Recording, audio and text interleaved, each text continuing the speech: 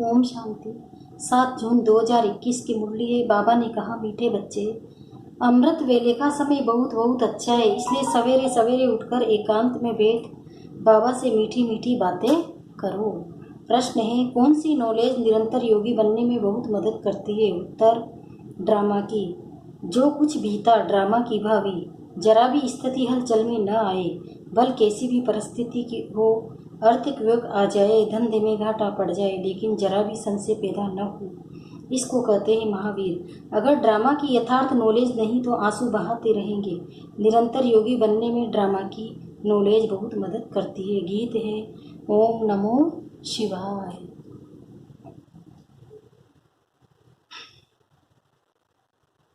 ओम शांति। बच्चे अब अच्छी रीति समझते हैं, पतित दुनिया का अब अंत हो रहा है, पावन दुनिया की आदि हो रही है। ये सिर्फ तुम बच्चे ही जानते हो, और बच्चों को ही ये डायरेक्शन व श्रीमत मिलती है। कौन देते हैं? ऊंचते ऊंच भगवान समझाते रहते हैं कि पतित से पावन बनना है। ये नॉलेज तुम्हारे लिए है, और तो सब पतित है। ये पतित दुनिया विनाश जरूर होनी है। पतित कहा जाता है भिखारी को।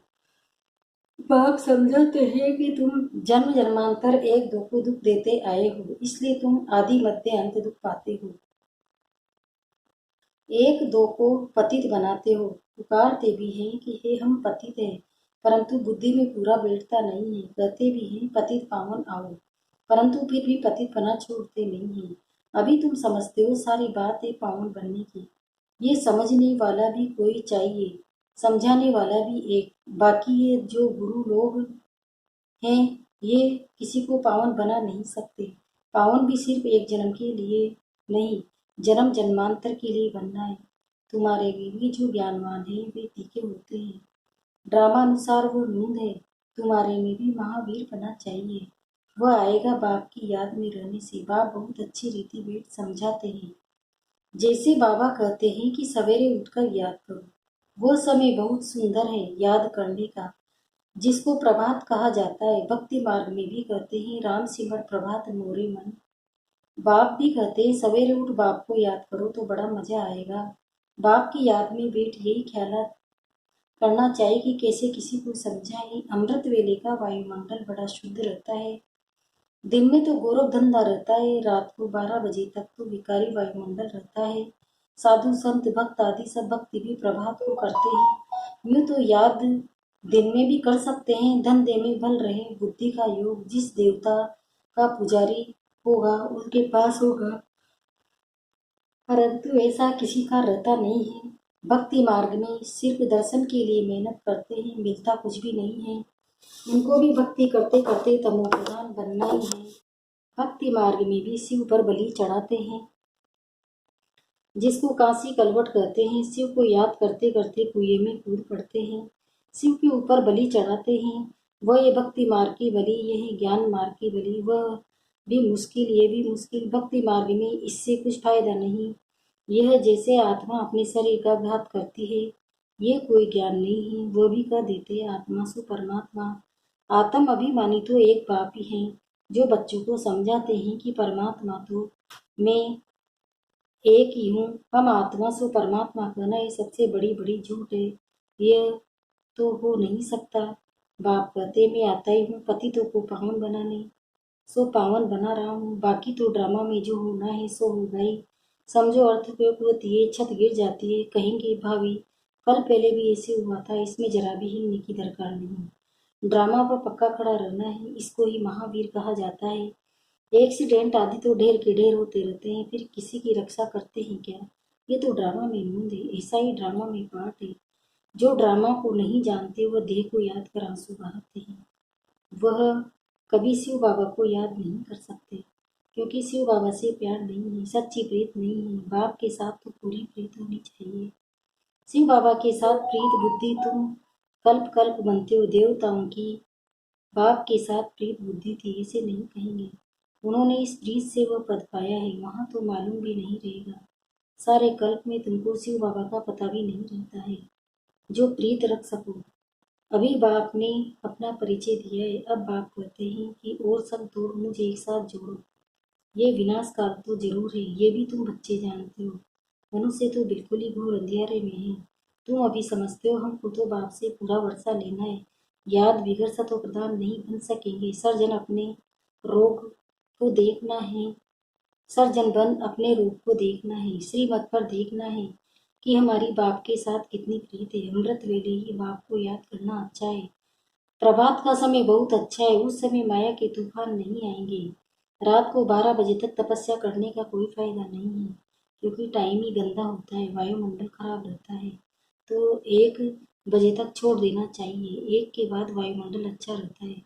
बाप कहते हैं अपना तो है ही सहज राजयोग, बल आराम से बैठो। बाबा अपना अनुभव भी सुनाते हैं। कैसे बाबा से बातें करता हूँ, बाबा कैसा वंडरफुल ये ड्रामा है। आप कैसे आकर पतित से पावन बनाते हो, सारी दुनिया को कैसे पलटाते हो। बड़ा वंडर है। जैसे बाप को ख्याल आते हैं वैसे बच्चों को भी आने चाहिए। जैसे मनुष्य का बेड़ा पार करे अथवा कैसे नैया पार करे। बाप कहते हैं तुम पुकारते रहते हो, हे पतित पावन आओ। अब मैं आया हूँ, अब तुम पतित न बनो। पतित होकर सभा में आकर नहीं बैठो, नहीं तो वायुमंडल अशुद्ध कर देते हो। बाबा को मालूम तो पड़ता है, दिल्ली में बॉम्बे में ऐसे विकार में जाने वाले आकर बैठ जाते थे। गाया हुआ है असुर आकर विघन डालने बैठते थे। विकार में जाने वालों को असुर कहा जाता है। वायुमंडल को खराब करते हैं, उनके लिए सजा बहुत कड़ी है। बाबा समझाते तो बहुत सभी बातें हैं, फिर भी अपना घाटा करने के सिवाय नहीं रहते। झूठ भी बोलते हैं, नहीं तो फौरन लिख देना चाहिए, बाबा हमसे भूल हुई क्षमा करना। अपना पाप लिख दो, नहीं तो वृद्धि को पाते रहेंगे और रसातल में चले जाएंगे। आते ही कुछ लेने के लिए और ही कान कटा लेते हैं। ये भी ड्रामा में पार्ट है। ऐसे असुर कल पहले भी थे, अब भी है। अमृत छोड़ विष पीते हैं, अपना भी घात करते हैं, औरों को भी नुकसान पहुंचाते हैं, वायुमंडल खराब कर देते हैं। ब्राह्मण भी सब एक समान नहीं है, मारती घोड़े सवार प्यादे सब है। तुम बच्चों को अथाह खुशी होनी चाहिए, बाबा मिला और बाकी क्या। हाँ, अपने बच्चों आदि को जरूर संभालना है। ऐसे नहीं कि बाबा ये सब आपके हैं, अब आप संभालो, हम तो आपके बन गए। बाप समझाते हैं कि गृहस्थ व्यवहार में रहते कमल फूल समान पवित्र बनो। कोई भी पतित काम नहीं करो, बस भली बातें काम की। द्रौपदी ने भी इस पर पुकारा कि हमको नगन करते हैं। पुकारा भी तब था जब बाप सुनाने वाला आया था। बाप के आने के पहले कोई भी पुकारते नहीं है। किसी को पुकारेंगे, बाबा आया है तभी तो पुकारते हैं। पतित से पावन बनकर फिर कहाँ जाएंगे, वापिस जाना है।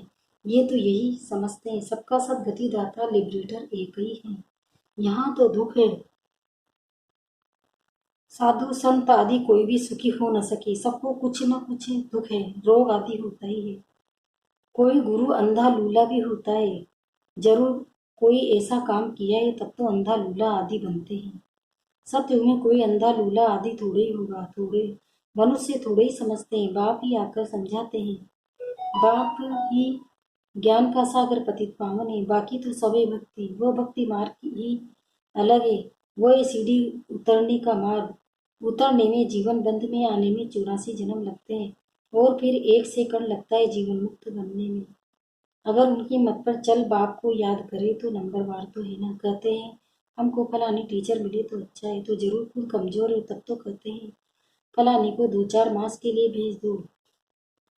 बाबा कहते हैं ये भी भूल है, तुम ब्राह्मणी को क्यों याद करते हो, जबकि बाप सहज बात बताते हैं। सिर्फ बाप को याद करो और 100 चक्र फिराओ, औरों को भी समझाओ। बस इसमें ब्राह्मणी आकर क्या करेगी।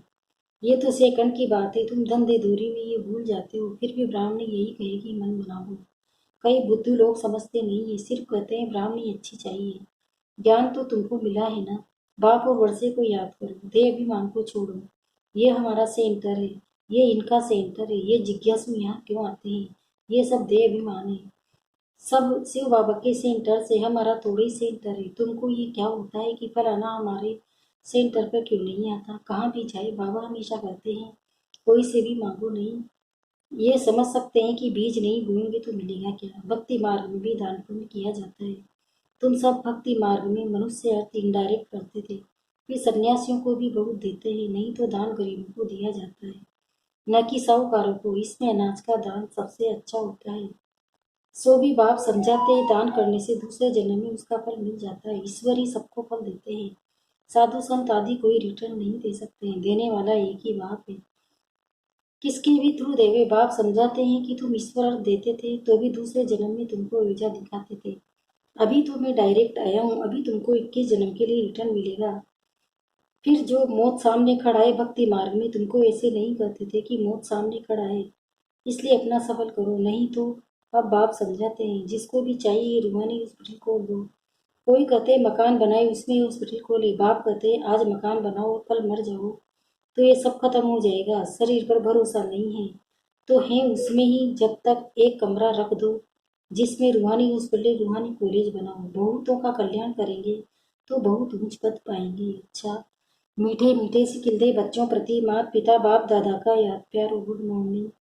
रूहानी बाप की रूहानी बच्चों को नमस्ते। हम रूहानी बच्चों की भी रूहानी माता पिता बाप दादा को याद प्यार गुड मॉर्निंग। नमस्ते नमस्ते नमस्ते। शुक्रिया बाबा, शुक्रिया आपका कदम कदम शुक्रिया। धारणा के लिए सारे पहला है श्रीमत पर अपने आप को देखना है कि इस विनाश काल में मेरी एक बात से सच्ची प्रीत है और सब संग तोड़ एक बात संग जोड़ी है। कभी कोई विकर्म करके असुर तो नहीं बनते, ऐसी चेकिंग कर स्वयं को परिवर्तन करना है। दूसरा, इस शरीर पर कोई भरोसा नहीं इसलिए अपना सब कुछ सफल करना है। अपनी स्थिति एक रस अचल बनाने के लिए ड्रामा के राज को बुद्धि में रखकर चलना है। वरदान, निष्काम सेवा द्वारा विश्व का राज्य प्राप्त करने वाले विश्व कल्याण राम दिल वो जो निष्काम सेवाधारी है उन्हें कभी ये संकल्प नहीं आ सकता कि मैंने इतना किया, मुझे इससे कुछ मान शान व महिमा मिलनी चाहिए। ये भी लेना हुआ। दाता के बच्चे अगर लेने का संकल्प भी करते हैं तो दाता नहीं हुए। ये लेना भी देने वाले के आगे सूखता नहीं है। जब ये संकल्प समाप्त हो तब विश्व महाराजन का स्टेटस प्राप्त हो। ऐसा निष्काम सेवाधारी बेहद का वैरागी ही विश्व कल्याणी रामदिल बनता है। स्लोगन, अपनी गलती दूसरे पर लगाना ये भी पर चिंतन है। ओम शांति।